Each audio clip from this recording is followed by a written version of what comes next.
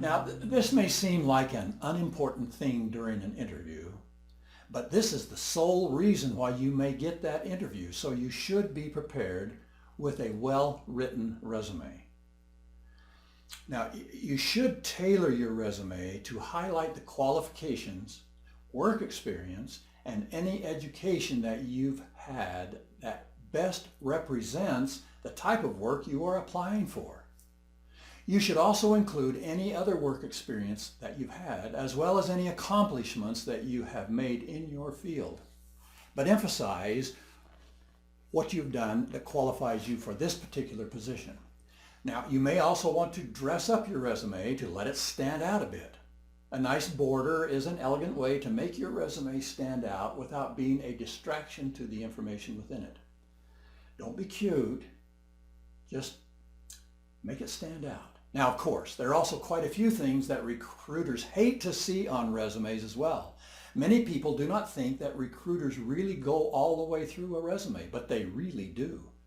Recruiters have certain pet peeves when it comes to reading a resume, however. I've included a list of some of the pet peeves that you should avoid when putting your resume together.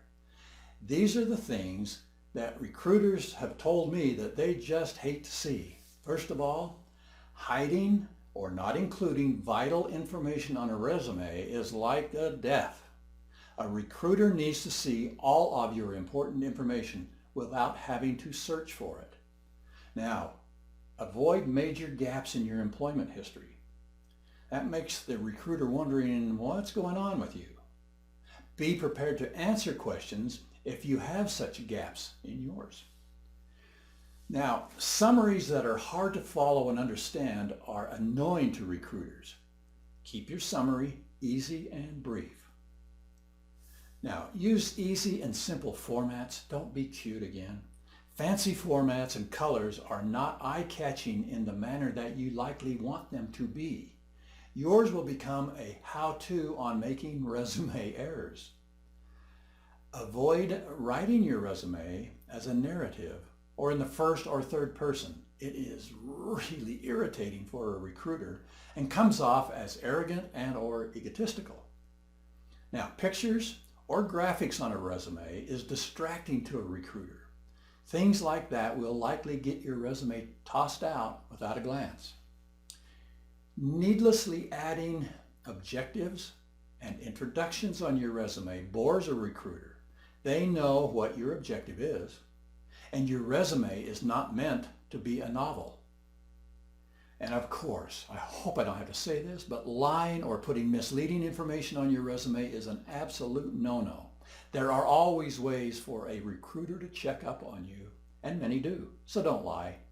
Getting caught in a lie on a resume just says that you can't be trusted.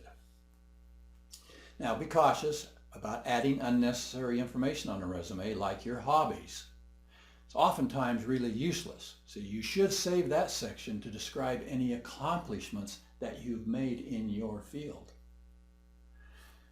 Now, sending a resume that doesn't match the type of job that you are applying for is extremely irritating to a recruiter.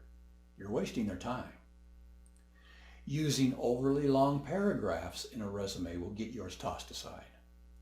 It is harder for the recruiter to read, simply put, and makes the task take too long. Resumes that are more than 2 pages will not be fully read by a recruiter. I'm sorry, but that's just the way it is. Dating the information on your work history in the wrong order makes your resume harder to follow. So you want work history listed with the most current jobs at the top to the first job you ever had as the last one. Now, resumes that have too much detail when talking about your previous duties are a waste of your time. Duties are generally just sifted through. They are rarely given very much attention, just enough to give the recruiter an idea of what you've done in the past. And please, spelling and grammatical errors just prove that you are not really interested in details and must not be that interested in the job. Now, there are always exceptions to any rule, so you also need to use your head when preparing a resume for the job you are applying for.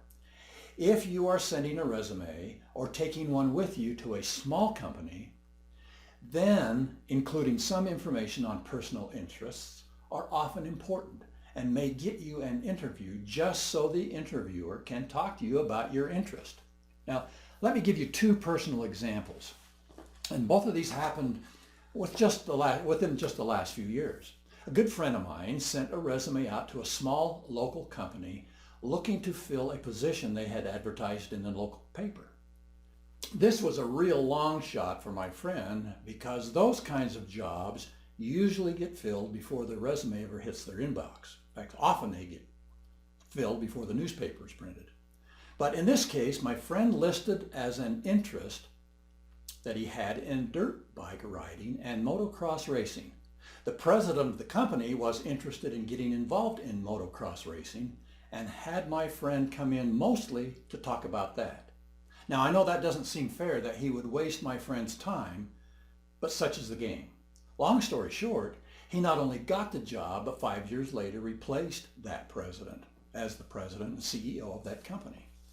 Now, I went on an interview a few years ago, not as a job seeker, but trying to land a consulting position with a company.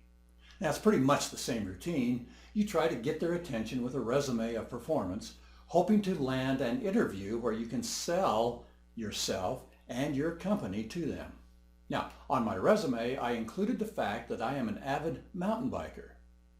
Now, I learned after getting the consulting gig that I was invited to the interview because the president of the company was an avid mountain biker and wanted to learn about the trails that I used and other trails that existed in my state.